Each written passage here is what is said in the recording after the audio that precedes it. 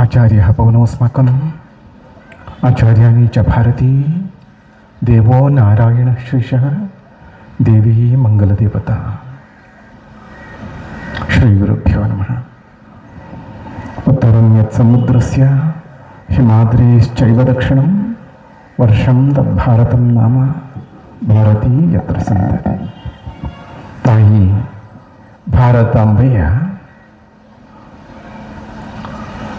ಶ್ರದ್ಧೆಯ ಭಕ್ತಿಯ ಪ್ರೀತಿಯ ಮಕ್ಕಳಾದ ನಾವೆಲ್ಲ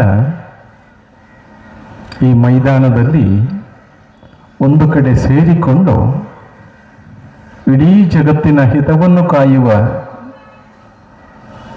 ಭಾರತೀಯ ಸಂಸ್ಕೃತಿಯ ಮೂಲವಾಗಿರುವ ಸನಾತನ ಹಿಂದೂ ಧರ್ಮದ ಅಸ್ತಿತ್ವಕ್ಕಾಗಿ ಏನು ಮಾಡಬಹುದು ಎಂಬಂತಹ ಚಿಂತನೆಯ ಒಂದು ವೇದಿಕೆ ಸೇರಿರುವ ಸಹೃದಯಗಳೇ, ನಾವೆಲ್ಲ ರಾಮನ ಕೃಷ್ಣನ ದುರ್ಗೆಯ ಭಕ್ತರು.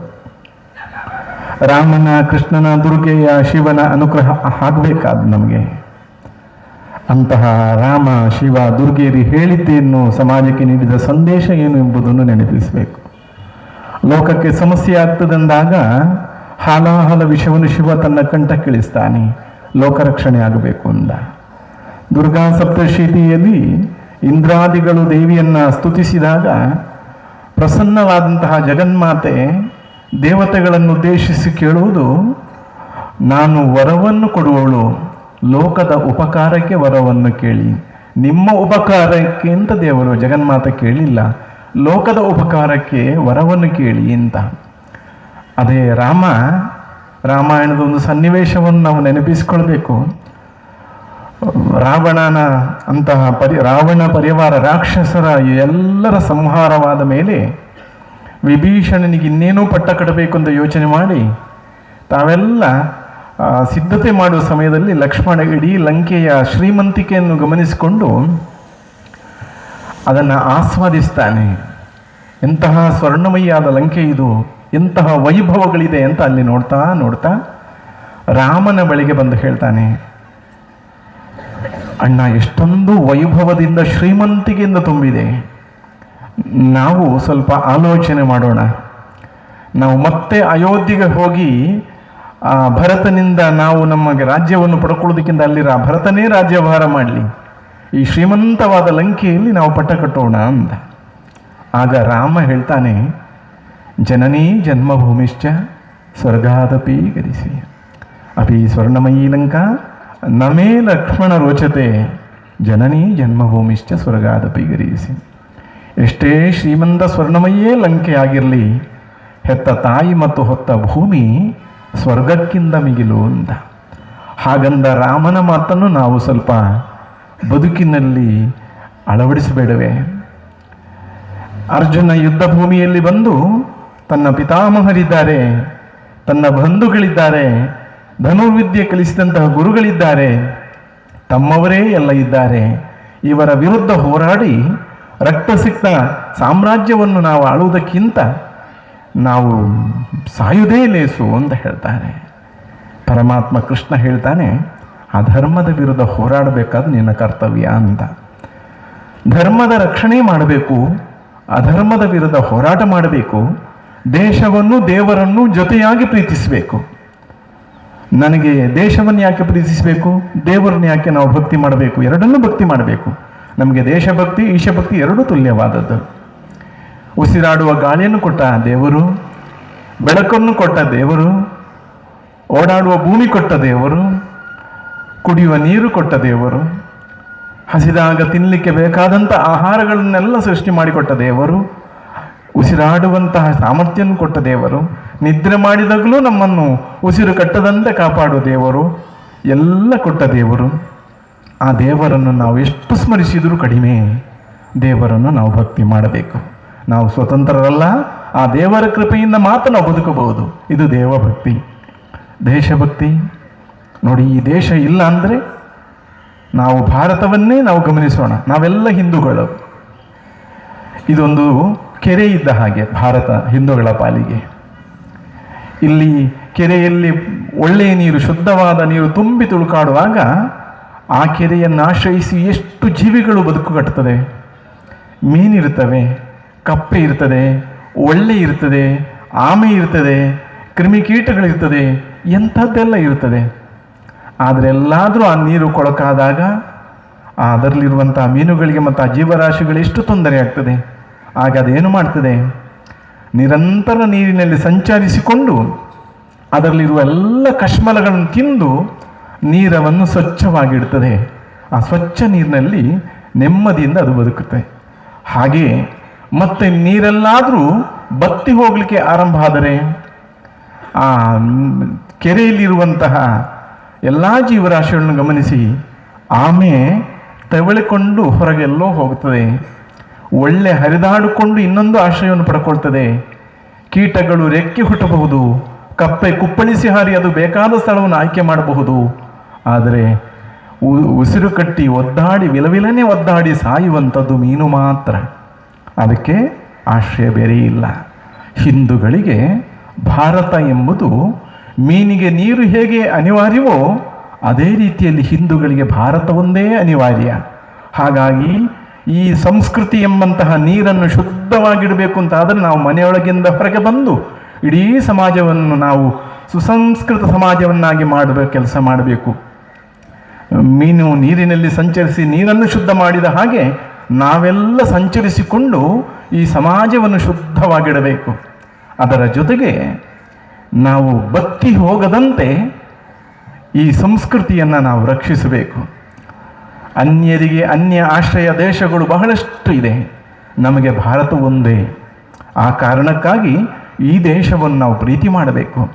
ಈ ದೇಶವನ್ನು ಪ್ರೀತಿ ಮಾಡೋ ಜೊತೆಗೆ ನಮ್ಮ ಹಿಂದೂ ಧರ್ಮವನ್ನು ನಾವು ಇದನ್ನು ಬಲಿಷ್ಠಗೊಳಿಸಬೇಕು ಅಂತ ಹೇಳಿದರೆ, ಇಡೀ ಜಗತ್ತಿನ ಹಿತವನ್ನು ಬಯಸಿದ ಏಕೈಕ ಧರ್ಮ, ಯಾವುದೇ ಆಯುಧವನ್ನಾಗಲಿ ಯಾವುದೇ ಆಕ್ರಮಣವನ್ನಾಗಲಿ ಮಾಡದೆ ಇಡೀ ಜಗತ್ತಿನ ಶಾಂತಿಗಾಗಿ ನಿತ್ಯ ತನ್ನ ಮನೆಯ ಅನುಷ್ಠಾನದಲ್ಲಿಯೂ ಹಾರೈಸಿದ ಪ್ರಾರ್ಥಿತ ಸಂಸ್ಕಾರ ನಮ್ಮ ಹಿಂದೂಗಳದ್ದು. ಮನೆಯಲ್ಲಿ ಸ್ವಂತ ಖರ್ಚಿನಲ್ಲಿ ಮಾಡಿದ ಯಾವುದೇ ದೇವತಾ ಪೂಜೆ ಮಾಡಿದಾಗಲೂ ಲೋಕಾಹ ಸಮಸ್ತ ಸುಖಿನೋಭವಂತು ಹೇಳಿದ ನಾವು ಆ ಶಾಂತಿ ಮಂತ್ರ ಹೇಳಲಿಕ್ಕಾದ ನಮ್ಮ ಅಸ್ತಿತ್ವ ಬೇಡವೇ? ಆ ಜಗತ್ತಿನ ಮುಂದೆ ಈ ಭಾರತದ ಸಂಸ್ಕೃತಿ ಉಳಿಯದಿದ್ದರೆ ಮಾನವೀಯತೆ ಎಲ್ಲಿ ಉಳಿದಿತ್ತು? ನಾವು ಯಾರನ್ನೂ ಮತಾಂತರ ಮಾಡೋದಿಲ್ಲ. ಯಾಕೆಂದರೆ ನಾವು ಹಿಂದೂಗಳು, ನಮ್ಮ ಜೀವನ ಪದ್ಧತಿ ಜಗತ್ತಿನ ಹಿತವನ್ನು ಜಗತ್ತಿನ ಕಲ್ಯಾಣವನ್ನು ಬಯಸುವುದು ವಿನಃ ಹಿಂದೂಗಳು ನಾವು ನಮ್ಮದೇ ಆದ ಒಂದು ಮೂಲಭೂತ ಸಂಸ್ಕೃತಿ ಎಂದುಕೊಂಡು ಇದನ್ನು ಉಳಿಸಲಿಕ್ಕೆ ಯೋಚನೆ ಮಾಡಿಲ್ಲ. ಒಳ್ಳೆಯ ಕೆಲಸ ಮಾಡಿದರೆ ಸ್ವರ್ಗ ಸಿಗ್ತದೆ, ಪಾಪ ಮಾಡಿದರೆ ನರಕ ಸಿಗ್ತದೆ ಎಂಬ ಭಾವನೆಯವರು. ಇಂಥ ಜಾತಿಯಲ್ಲಿ ಹುಟ್ಟಿದ ಸ್ವರ್ಗ ಸಿಗ್ತದೆ ಅಂತ ಹೇಳಿಸಿಕೊಂಡವರಲ್ಲ. ಹಾಗಾಗಿ ಇಂತಹ ಪಾವನ ಸಂಸ್ಕೃತಿ ಉಳಿಯದಿದ್ದರೆ ನಮಗೆ ಎಲ್ಲಿ ಉಳಿಗಾಲವಿದೆ? ನಾವು ನಮ್ಮ ಸಂಸ್ಕೃತಿಯನ್ನು ರಕ್ಷಿಸುವುದಾದರೆ ಹೇಗೆ? ಭಾರತ್ ಮಾತಾ ಕಿ ಜೈ ಅಂತ ಹೇಳೋಣ, ಹೇಳಬೇಕು, ಇಷ್ಟೇ ಸಾಲದು.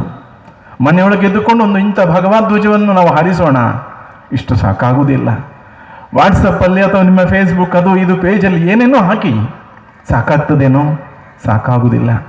ಒಬ್ಬರು ಅಧ್ಯಾಪಕರು ಒಂದು ಮರದಡಿಯಲ್ಲಿ ತನ್ನ ಶಿಷ್ಯಂದಿರನ್ನೆಲ್ಲ ವಿದ್ಯಾರ್ಥಿಗಳನ್ನೆಲ್ಲ ಕುಳಿಸಿ ಮಕ್ಕಳಿಗೆ ಒಂದು ಪ್ರಶ್ನೆ ಕೇಳ್ತಾರೆ. ಮಕ್ಕಳೇ, ಈ ವೃಕ್ಷವನ್ನು ನೋಡಿದ್ದೀರಾ? ಈ ವೃಕ್ಷದ ಯಾವ ಭಾಗ ನೀವಾಗಲಿಕ್ಕೆ ಬಯಸ್ತೀರಿ ಅಂತ. ಒಬ್ಬ ಹೇಳಿದ, ನಾನು ಹಣ್ಣಾಗಲಿಕ್ಕೆ ಬಯಸ್ತೇನೆ. ಯಾಕೆ? ಎಲ್ಲರಿಗೂ ಸಿಹಿಯಾದ ಹಣ್ಣನ್ನು ಕೊಡಬಹುದು, ಪ್ರಾಣಿ ಪಕ್ಷಿಗಳು ಇದನ್ನು ಅನುಭವಿಸುವ ಹಾಗಾಗ್ತದೆ ಅಂತ. ಇನ್ನೊಬ್ಬ ಹೇಳ್ತಾನೆ, ನಾನು ಹೂ ಆಗಲಿಕ್ಕೆ ಬಯಸ್ತೇನೆ. ಯಾಕೆ? ಒಳ್ಳೆ ಪರಿಮಳ ಇದೆ, ಚಂದ ಇದೆ, ಎಲ್ಲರೂ ನೋಡಿ ಆಸ್ವಾದಿಸ್ತಾರೆ, ಸಂತೋಷ ಪಡ್ತಾರೆ ಅಂತ. ಇನ್ನೊಬ್ಬ ಹೇಳ್ತಾನೆ, ನಾನು ಎಲೆ ಆಗಲಿಕ್ಕೆ ಇಷ್ಟಪಡ್ತೀನಿ. ಯಾಕೆ? ಆ ಗಿಡಗಳಿಗೆ ಹಸಿರಾಗಿ ಕಂಗೊಳಿಸಲಿಕ್ಕೆ ಎಲೆ ಕಾರಣ ಅಂತ. ಇನ್ನೊಬ್ಬ ಹೇಳ್ತಾನೆ, ನಾನು ಗೆಲ್ಲಾಗಲಿಕ್ಕೆ ಇಷ್ಟಪಡ್ತೀನಿ. ಯಾಕೆಂದರೆ ಹೂವು ಹಣ್ಣು ಎಲೆಗೆಲ್ಲ ಬಲ ನಾನೇ ಅಂತ. ಇನ್ನೊಬ್ಬ ಹೇಳ್ತಾನೆ, ನಾನು ಅದರ ಕಾಂಡ ಆಗ್ತೇನೆ ಅಂತ. ಯಾಕೆ? ಎಲ್ಲದಕ್ಕೂ ಬೇಕಾದನ್ನು ಕೆಳಗಿಂದ ಮೇಲೆ ಒದಗಿಸಿಕೊಡುವಂತಹವನು ನಾನು, ಹಾಗಾಗಿ ಅದು ಅಂತ. ಇನ್ನೊಬ್ಬ ಹೇಳ್ತಾನೆ, ನಾನು ಬೇರೆ ಆಗಲಿಕ್ಕೆ ಇಷ್ಟಪಡ್ತೇನೆ ಅಂತ. ಆಗ ಅಧ್ಯಾಪಕರು ಕೇಳ್ತಾರೆ, ಯಾಕಪ್ಪ ನೀನು ಬೇರೆ ಆಗ್ತೀಯ? ಮಣ್ಣಿನ ಅಡಿಭಾಗದಲ್ಲಿ ಯಾರಿಗೂ ಕಾಣಿಸ್ಕೊಳ್ಳದೆ ಇರೋ ಬೇರೆ ಆಗಲಿಕ್ಕೆ ನೀನು ಯಾಕೆ ಇಷ್ಟಪಡ್ತೀಯ ಅಂತ.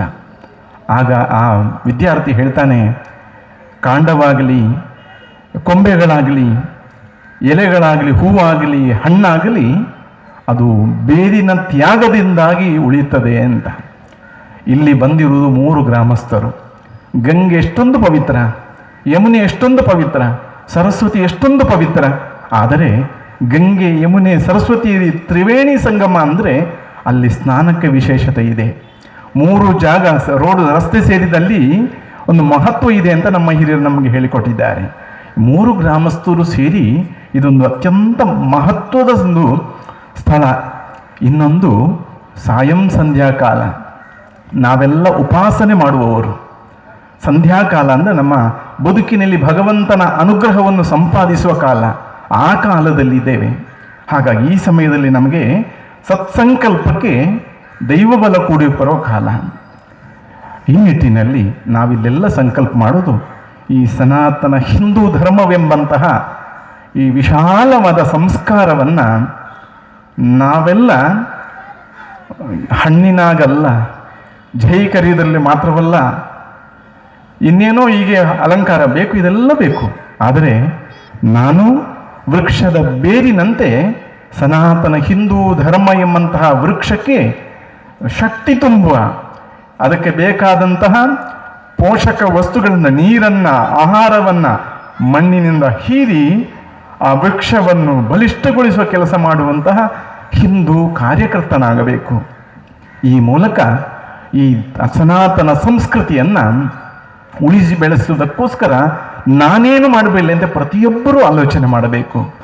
ನಮ್ಮ ಪೂರ್ವಜ ಋಷಿ ಮುನಿಗಳು ಕಾಡಿನಲ್ಲಿ ತಪಸ್ಸು ಮಾಡಿ ತಮ್ಮ ಬದುಕನ್ನೆಲ್ಲ ತ್ಯಾಗ ಮಾಡಿ ತಪಸ್ಸು ಮಾಡಿ ಒಂದು ಒಳ್ಳೆಯ ಆವಿಷ್ಕಾರವನ್ನು ನಮ್ಗೆ ಕೊಟ್ಟಿದ್ದಾರೆ.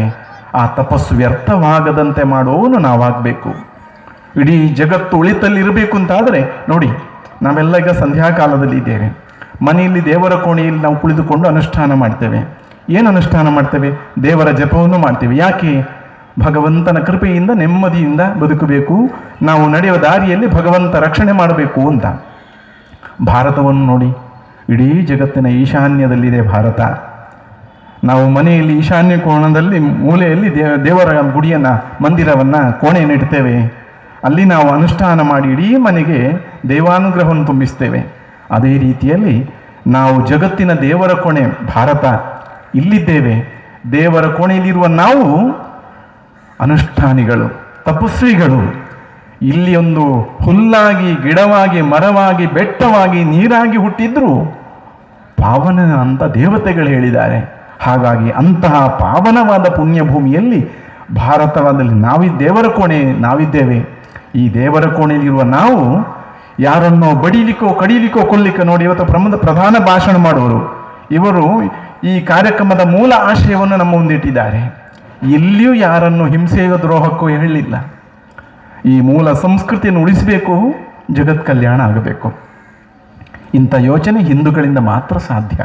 ಹಾಗಾಗಿ ನಾವೆಲ್ಲ ನಿತ್ಯ ಅನುಷ್ಠಾನ ಮಾಡಬೇಕು. ನಮ್ಮ ಬದುಕು ತ್ಯಾಗದಿಂದ, ಸಮರ್ಪಣೆಯಿಂದ ತುಂಬಿದ ಬದುಕು. ಭಾರತ ಇದಕ್ಕೆ ಹೆಸರುವಾಸಿ. ಹಾಗಾಗಿ ಈ ದೇಶದ ಉದಾತ್ತ ಸಂಸ್ಕೃತಿಯ ವಾರಸುದಾರರು ನಾವೇ ನಮ್ಮ ಈ ಸಂಸ್ಕೃತಿಯ ಜೀವಂತವಾದ ಉದಾಹರಣೆಗಳಾಗಬೇಕು. ಮುಂದಿನ ಪೀಳಿಗೆಗೆ ನಾನೇನು ಮಾಡಬಲ್ಲೆ ಅಂತ ಯೋಚನೆ ಮಾಡಬೇಕು. ಹೋಯಿತು ಹೋಯಿತು ಹೋಯಿತು ಅಂತ ಋಣಾತ್ಮಕವಾಗಿ ಮಾತಾಡಿ ತಲೆಗೆ ಕೈ ಇಟ್ಟು ಅಯ್ಯೋ ಅನ್ನೋದಕ್ಕಿಂತ ಇದರ ವಿರುದ್ಧ ಹೋರಾಡಬೇಕೆಂಬುದಕ್ಕೆ ನೋಡಿ ರಾಣಿ ಅಬ್ಬಕ್ಕನೇ ಒಳ್ಳೆಯ ಉದಾಹರಣೆ. ಮಾತೆಯಾಗಿ, ನಾರಿಯಾಗಿ ಈ ಸಂಸ್ಕೃತಿಯ ರಕ್ಷಣೆಗೆ ಏನು ಮಾಡಬಲ್ಲೆ ಎಂಬುದಕ್ಕೆ ಎಂತಹ ಉದಾಹರಣೆ ಇದೆ. ನಾವು ಅಲ್ಲಲ್ಲಿ ಬೇರೆ ಬೇರೆ ಫೋಟೋಗಳನ್ನು, ನಮ್ಮ ಪೂರ್ವಜರ ಫೋಟೋಗಳನ್ನು ಕಾಣ್ತೇವೆ. ಗಾಂಧೀಜಿಯಿಂದ ಹಿಡಿದು ಅನೇಕರನ್ನು ಕಾಣಬಹುದು ನಾವು. ಆದರೆ ಮುಂದಿನ ಪೀಳಿಗೆಗೆ ಅಂಥದ್ದೇ ಉದಾಹರಣೆಯನ್ನು ಮಾತ್ರ ಉಳಿಸುವುದರಲ್ಲಿ ಏನು ಅರ್ಥ ಇದೆ? ಈ ಕಾಲದಲ್ಲಿ ನಮ್ಮ ಭಾರತ ಮಾತೆ ಇಂತಹ ಒಳ್ಳೆ ಮಕ್ಕಳನ್ನು ಕೊಡಲಿಕ್ಕೆ ಸಾಮರ್ಥ್ಯ ಇಲ್ಲದವಳಾಗಿ ಬಿಡಲೆ. ಹಾಗೆ ಯಾವತ್ತೂ ಆಗುವುದಿಲ್ಲ. ಒಳ್ಳೆಯ ಉದಾಹರಣೆ ವ್ಯಕ್ತಿತ್ವ ನಮ್ಮದಾಗಬೇಕು, ನಾವೆಲ್ಲ ಸೇರಿ. ಅಂತಹ ಒಂದು ವ್ಯಕ್ತಿತ್ವಕ್ಕೆ ಇಲ್ಲಿ ಸಂಕಲ್ಪದ ಭೂಮಿಯಾಗಲಿ.